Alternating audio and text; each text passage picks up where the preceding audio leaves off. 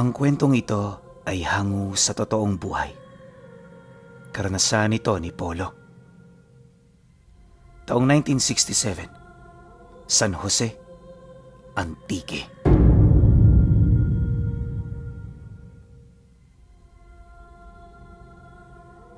Isa na yata sa pinakamalakas na taong nabuhay sa mundo, itong si Polo. Sa murang edad niya, kinakailangan niyang tumakas sa kanilang baryo upang pagtaguan ang sarili niyang mga kadugo. May mga rason kung bakit itinuturing niyang malas ang kanyang sarili at kabilang sa mga ito ang dahilang siya ang pumatay sa kaisa-isang ilaw ng tahanan ng kanilang pamilya.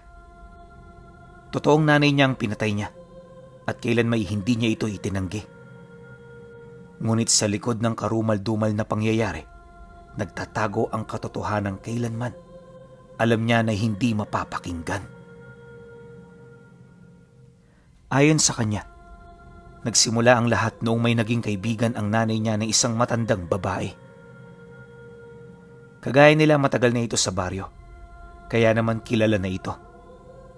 Pero sa loob ng ilang araw, linggo nitong pakikipagkaibigan sa kanyang ina, marami na siyang napapansing kakaiba sa nanay niya. Kapag umuwi ito ng hapon, palagi itong galit, tapos uhaw na uhaw, animoy napakalayo ng nilakad. Hindi rin ito gaanong nakakapag-ayos ng kanilang mga gamit na madalas nito dating ginagawa. Ilang beses niyang tinanong kung anong problema nito, pero sa kasamaang palad, hindi na yun nagsalita pa. Inakala rin niya na kung yun ay hahayaan niya, ay babalik ang lahat sa dati, pero habang tumatagal, mas lumalala ang kanilang nagiging problema. Isang gabi nagulat na lamang siya nang makita niya itong nasa kusina nila magbabandang 11:00, abala sa pagtadtad sa katawan ng ikalawa sa bunso nilang kapatid. Kaya niya nakumpirma na kapatid niya ang labing tinatadtad nito ay dahil sa bumungad sa kanya ang huli nitong damit na sinuot bago ito pumasok ng silid.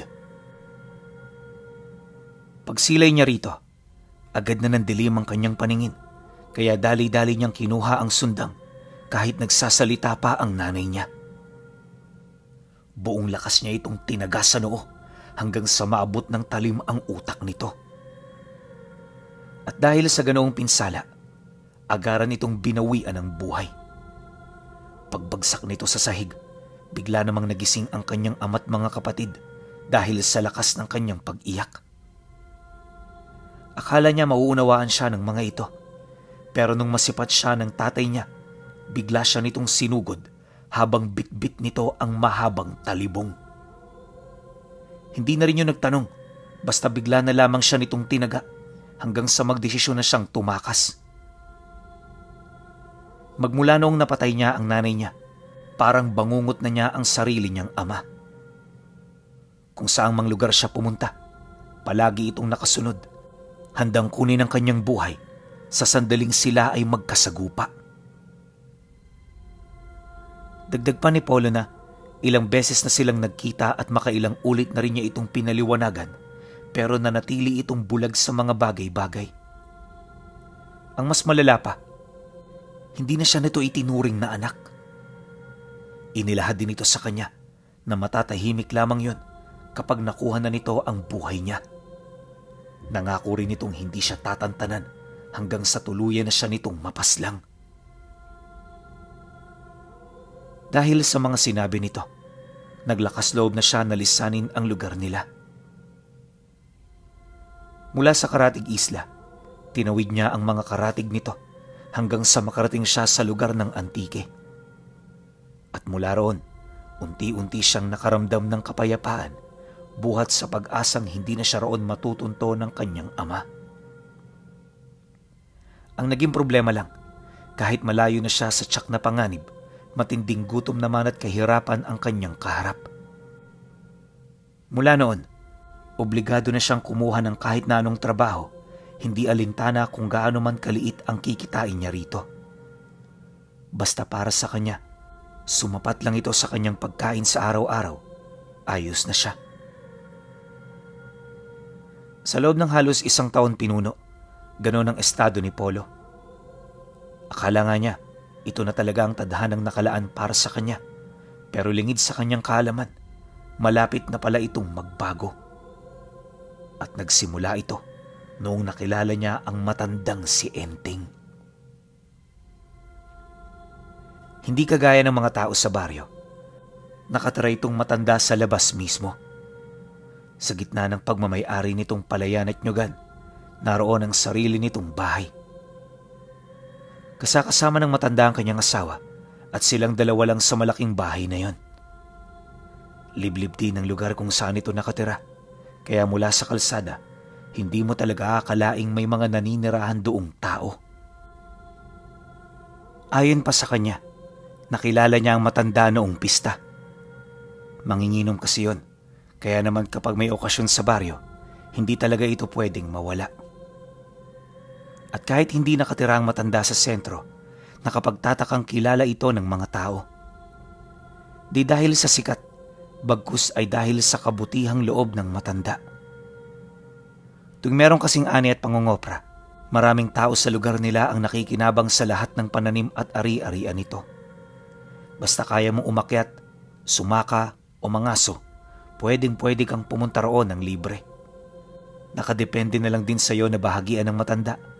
Pero dahil sa pagmamay-ari nito ang lupa, obligasyon talaga ang magbigay.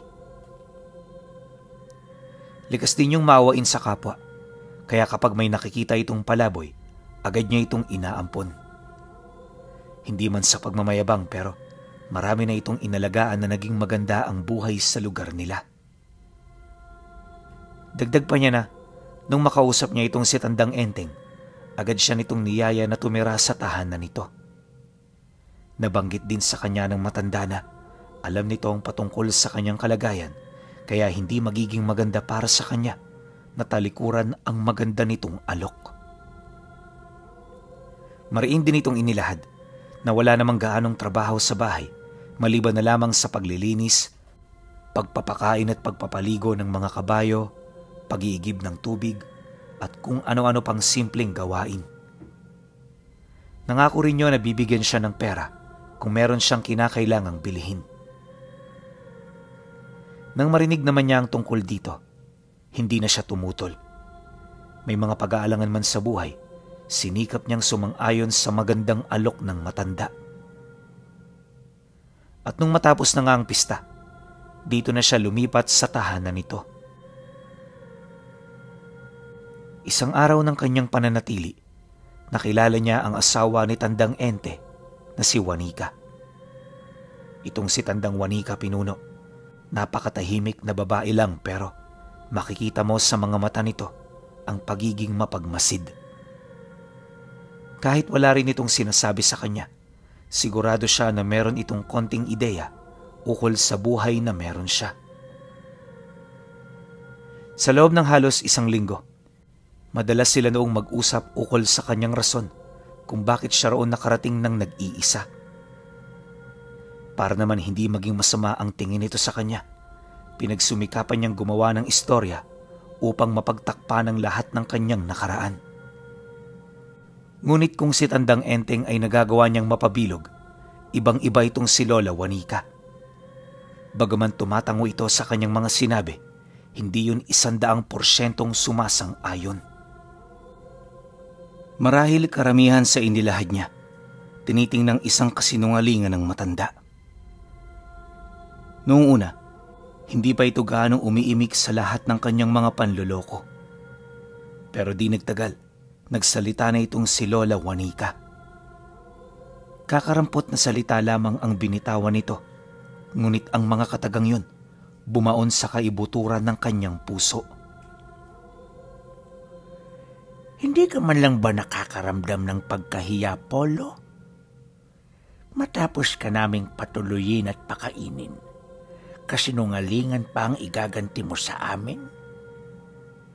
Kahit hindi mo sabihin, nakikita ko sa mga mata mo na hindi ka nagsasabi ng totoo. Nang marinig niya ang sinabi nito, hindi na siya nakaimik. Naghalo rin sa kanyang isip ang hiya at pagsisisi buhat sa kanyang mga nagawa. Dahil dito agad siyang humingi ng tawad kasabay ng paglahad niya sa lahat ng katotohanang pinipilit niyang itago sa dalawa. Matapos naman niya itong mailahad, hindi na siya umasa pang pananatilihin siya ng matanda sa bahay nito. Ngunit ang hindi niya alam, di pala ganun ang ugali ng dalawa. Ayon kay Lolo Enteng, meron siyang mga dahilan kung bakit nagawa niya ito. Maaaring dala ng bugso ng damdamin, galit at pot ang nagtulak sa kanya para gumawa ng mga karumal-dumal na bagay. Dagdag pa nito na lahat ng tao ay nagkakamali, ngunit lahat ay pwedeng magbago. Sinabi nga nito na kahit gaano man kasama ang isang tao, meron at meron pa ring mabuti sa kanya. Nang marinig naman niya ang sinabi ng matanda, nakaramdam siya ng pagmamahal na matagal na panahon na niyang hindi nadarama. Dahil dito, kahit anong gawin niyang pagpipigil, patuloy na lumalabas sa kanyang mata ang hindi mapigil na mga luha. Nang mapansin ito ni Lola Juanica, pinayuhan siya nito na hayaan ang kanyang sarili na umiyak sapagkat pagpapakita ito ng pagsisisi. Ilang minuto pa ang lumipas. Nang maisapuso na niya ang lahat ng payo, dito na ito nagsimulang magtanong ukol sa kanyang nakaraan. Alam ni Polo noon na mapagkakatiwalaan ng mag-asawa, kaya sa kauna-unahang punto ng buhay niya, naging matapat siya. At nang marinig ng mga ito ang tungkol sa kanyang naging agam-agam ukol sa pagiging aswang ng nanay niya, tila bang naintriga ang asawa ni Lolo Enteng. Sa mag-asawa kasi, ito lang ang palaging nagtatanong ukol sa kanyang mga napansin sa kanyang ina bago niya ito pinaslang. Dagdag pa ng matanda na marami siyang alam ukol sa aswang, kaya naman pwede niya itong mapatunayan sa pamamagitan ng pakikinig sa kanyang mga salaysay. Dahil dito, nag-usap silang dalawa hanggang sa patotohanan na nito ang naging haka-haka niya. Ayon kay Tandang Juanica, hindi siya nagkamali. Lahat ng nakita niya sa kanyang ina, tipikal na pag-uugali ng isang totoong aswang. Mariin din itong inilahad na kung hindi niya ito pinatay, baka may sumunod pa sa mga kapatid niya. Dagdag pa nito na nakakalungkot lang isipin na meron pa rin talagang mga aswang na pumapatay ng sarili nilang mga kadugo. Bagay na isang nakakalungkot na pangyayari para sa lahi ng mga ito. Naniniwala rin si Lola Juanica na hindi yun sinasadya ng nanay niya. Marahil ay salat na ito sa pagkain, kaya naisipan nitong paslangin ng kapatid niya. Gayunpaman, hindi pwedeng maibuntun sa kanya ang sisi dahil unang-una, trabaho niya na protektahan ang kanyang mga kapatid sa kahit kaninong kalaban. Dahil sa sinabi nito, tila bang nawala sa kanyang puso ang kirot ng pagsisisi. Sa puntong yun, naunawaan niya na tama lang ang kanyang ginawa. Nakumpirma na rin niya na hindi siya nagkamali sa kanyang desisyon, kaya biglang nawala ang nararamdaman niyang kargo de konsensya. Yun nga lang, di niya pa rin maipagkakaila ang takot niya, lalo na nung naalala niya ang lahat ng sinabi ng tatay niya. Dala ng pagkabahala na baka madamay ang mag-asawa, naglakas loob siyang ipagtapat ang tungkol dito. Nang marinig naman niyo ng dalawang matanda, mariin siya nitong tinanong ukol sa kanyang balita hinggil sa kinaroroonan nito. Pagkarinig naman niya sa sinabi nito, agad naman niyang inilahad na wala rin siyang ideya, gayunpaman malakas ang kanyang kutob na malapit lang yon sa lugar nila. Inaasahan din niya na anumang buwan, posibleng matuntunan nito ang lugar na kanyang pinagtataguan. Nang marinig naman niyo ni Lolo Enteng, agad itong lumapit habang nagwiwika sa kanya ng, "Huwag kang mag-alala. Poprotektahan ka namin. Sa ngayon ang gawin mo, manatili ka lang dito. Ako na ang bahala sa mga kaibigan mo at sa mga tao sa baryo.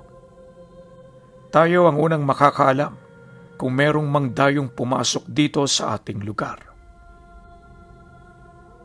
Dahil sa sinabi nito, hindi na siya nagdalawang isip na ilahad ang pagkatao ng tatay niya. Kuwi pagsasawalang bahala kasi nila ito, hindi malabong marami ang madamay sa gulo. Hindi niyo ho dapat maliitin ang tatay ko. Dati yung sundalo na hinasa ng gobyerno para tuntunin ang kanyang mga kalaban sa kahit saan mang lupalop ng mundo. Magaling din yun sa paggamit ng kahit na anong klase ng armas at wala itong takot na pumatay, lalo na kapag hindi niya kakilala. Ang ikinakatakot ko ho, baka kayo ho mapagbuntunan niya ng galit.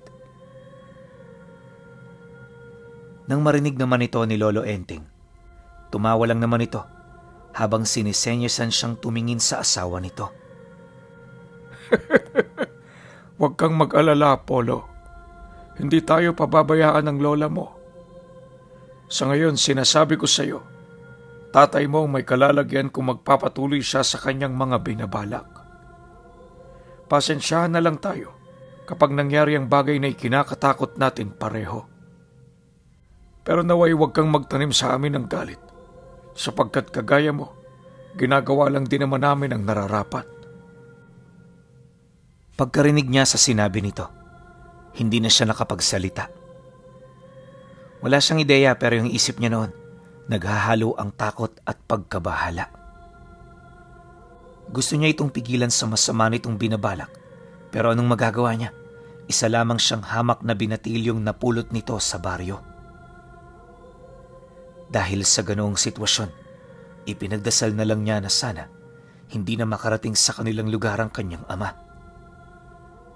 Sa lahat kasi ng pwedeng mangyari, ito ang pinakamaganda.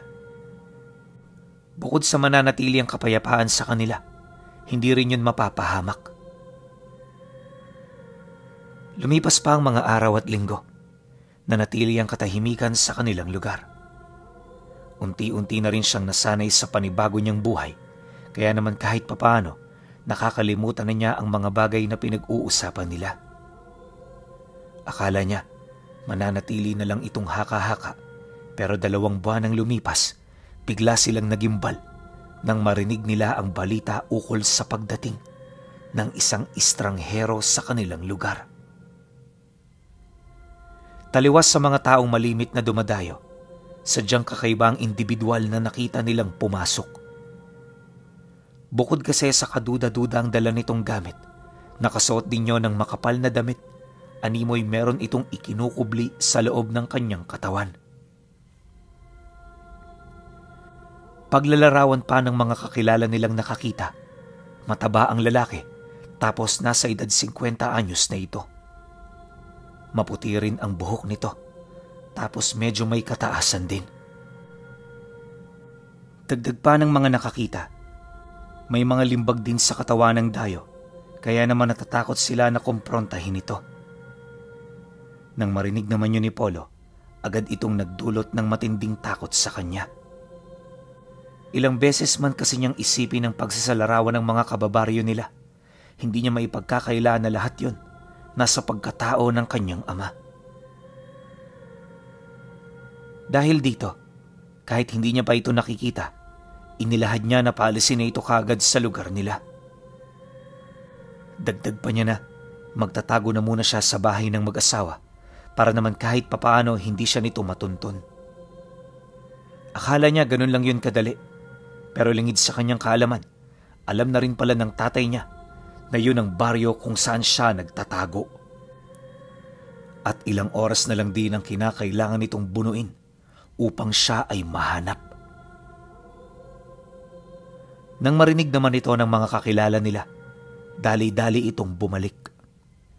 Subalit sa kasagsagan ng kanilang paglalakad patungong baryo, nakasalubong nila ito.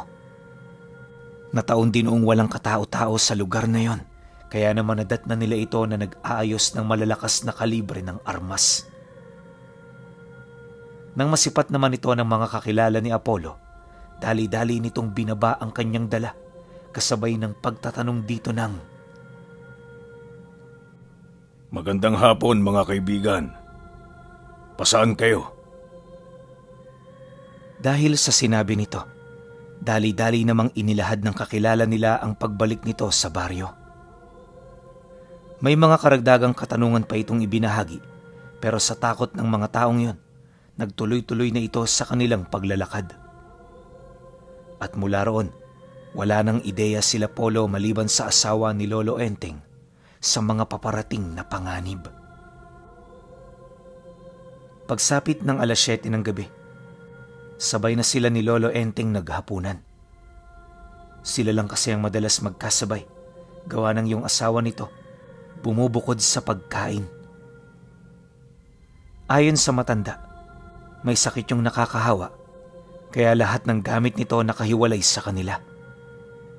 Dagdag pa nito na mas mainam ng ganun kesa naman madamay pa sila sa iniinda nitong sakit. Dahil dito, wala namang naging pagtutol doon si Polo. Naisip niya kasi na mas mainam ngang gano'n ang mangyari kesa naman magkahawa-hawa pa silang tatlo. Ilang minuto pa ang lumipas. Matapos naman nilang kumain, nagpahinga silang dalawa sa terasa ng bahay. Konting kwentuhan at pagbabahagi ng kanilang mga nakaraan. Nakasanayan na nila itong gawin, kaya naman kahit papaano, hindi na rin sila naiilang sa bawat isa. Di nagtagal, pagsapit naman ng 9:00 ng gabi, nang akmang papasara na sila ng bintana, may narinig silang pagtawag ng tao mula sa labas. Pangalan ni Polo ang sinisigaw nito, kaya dala ng kuryosidad, sabay silang sumilip ng matanda. Ang kaso lang dahil sa dilim ng paligid, wala silang maaninag sa labas. Maya-maya pa, dito na nagdesisyon si Lolo Enteng na lumabas habang tinatanong ang panauhin na narinig nilang tumawag. Ngunit sa kasamaang palad, hindi na ito sumagot. At sa halip na makipag-usap, bigla na lamang nitong pinaputukan ng matanda. Agaran nitong bumalagta sa lupa dahil sa tama nito sa ibabang bahagi ng kanyang tadyang. Pagsigaw naman ni Lolo Enteng, hindi na nagdalawang isip pa itong si Polo na puntahan yon para sana tulungan. Ang kaso lang, hindi pa man siya nakakalabas ng bahay, pinaulan na rin siya ng bala habang minumura. Galit na galit ang tatay niya, kaya hindi na rin siya nagtangkapang lumabas. Sa mga sandaling yon, alam niyang hindi na siya nito sasantuhin, kaya imbis na magbakasakali pa, nagtago na lamang siya sa loob. Nanginginig na noon ang buo niyang katawan, kaya naman sa sobrang takot niya, hindi na siya nakapag-isip ng tama. Akala niya yun ang kanyang katapusan, pero makalipas lang ang 10 minutong pagpapaputok nito, bigla yung sumigaw ng malakas. Dala ng kuryosidad, dumungaw siya sa labas ng bahay at dito niya nakita ang tatay niya na hawak-hawak ng isang nilalang na may malalapad na pakpak. Nakaangat na rin ang katawan nito sa lupa, tapos may mga saksak na ito sa bandang tiyan. Sumusuka na rin ng dugo ang tatay niya habang paulit-ulit na tinatanong kung sino ang nilalang na humuli sa kanya. Nang marinig naman ito ng nilalang, dahan-dahang nagbago ng anyo ang ulo nito. At sa isang kisap mata, nasilayan niya ang mukha ni Lola Juanica. Galit na galit itong nakatitig sa kanyang ama na para bang wala na itong balak na yon ay buhayin pa. Maya-maya pa, hindi pa man nakakapagsalita ang tatay niya, bigla itong nawala ng ulo. Literal na nilamon yon ni Lola Juanica, dahilan ng agaran nitong pagkamatay. Pagkatapos itong kainin ng matanda, may kung ano itong inihip sa isang garapong gawa sa malinaw na bote. Sumabay doon ang dugo ng tatay niya, kaya hindi na niya nakita ang eksaktong nilalaman nito. Ngunit sa kabila nun, may naaninag siyang parang mga insekto sa loob. Hindi nga lang ito naging malinaw, gawa ng malayong-malayo siya sa pinangyarihan ng insidente. Hindi nagtagal. Pagsilay naman ng matanda na patay na ang kanyang ama, Agad nitong nilapitan ang asawa nitong naghihingalo na.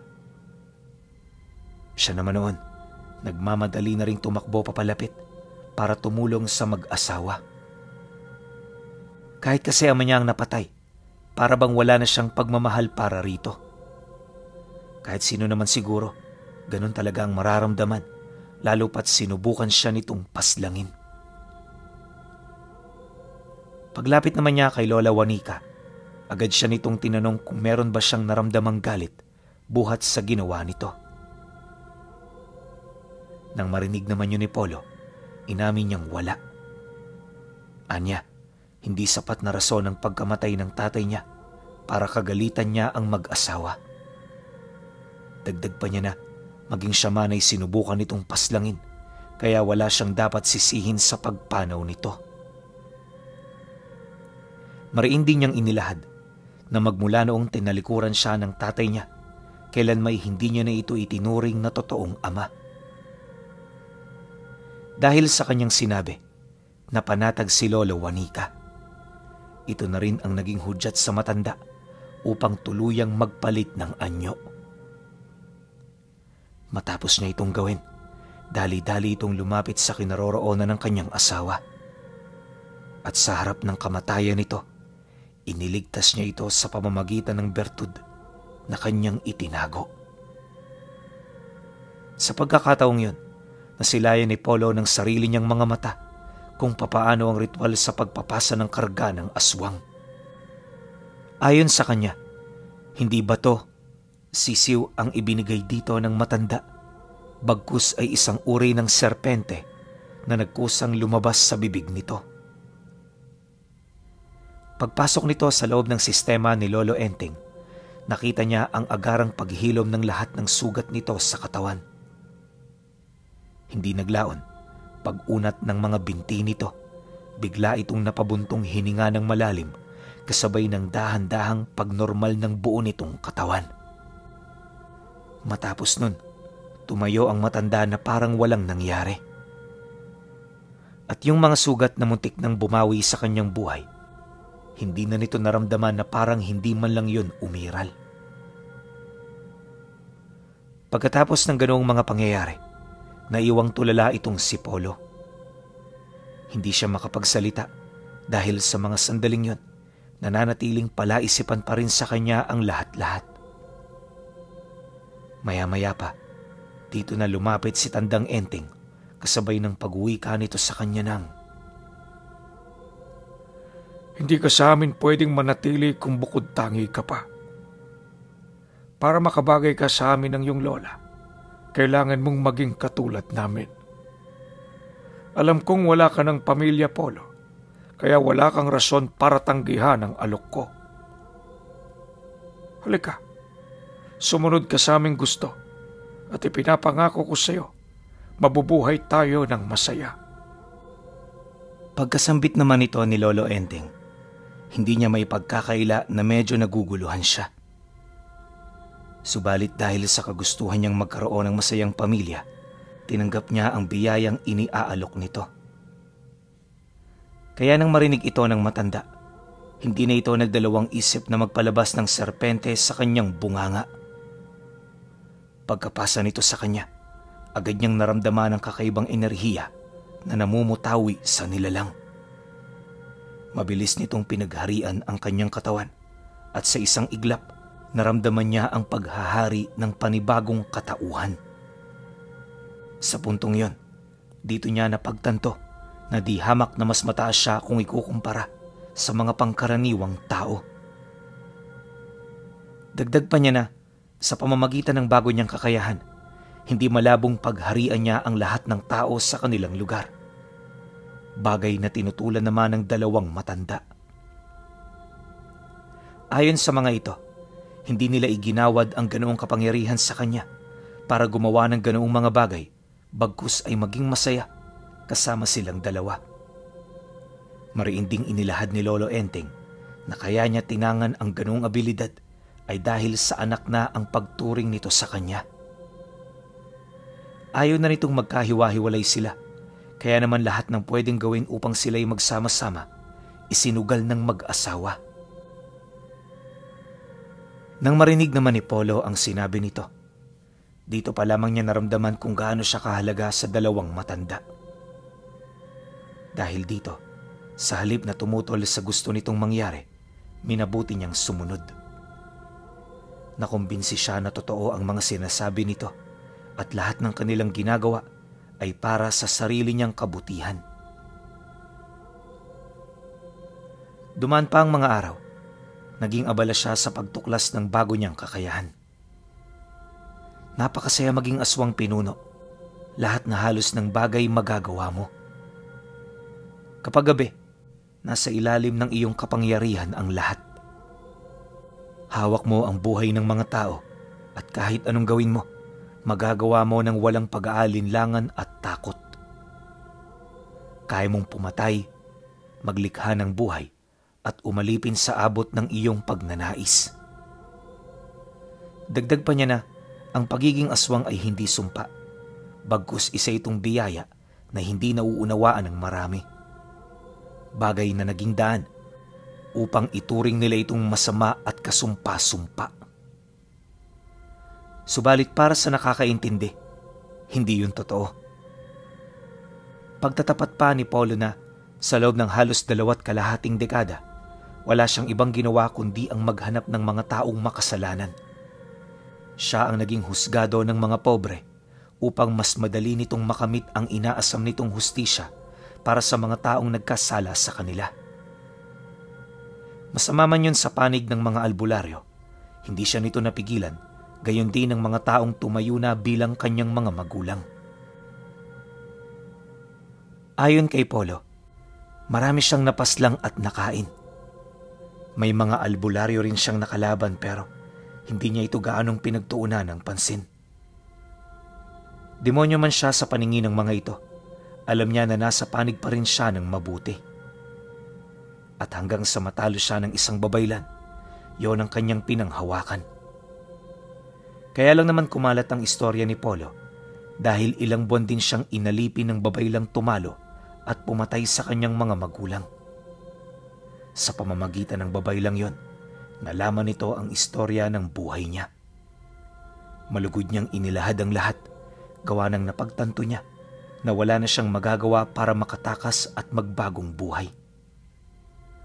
Ang tanging magagawa na lamang niya ay ilahad ang kanyang talambuhay sa babaylang handang makinig sa kanyang mga kwento.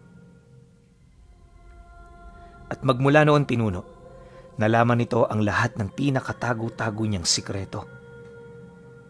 Nang mapagtanto naman ng babayla na sumusunod siya sa lahat ng gusto nito, itinigil nito ang pagpaparusa sa kanya. At sa katagalan ng kanyang pagkakakulong, namatay siya dahil sa karamdaman na dulot ng hindi niya pagkain ng karne ng tao. Noong pumanaw itong si Polo, tinagurian siya ng babaylan bilang isa sa mga nakilala nitong may paninindigang aswang na pinasahan ng bertud ng isa sa pinakamalakas niyang nakalaban na may itinatagong kabangisan ni Lola Juanica.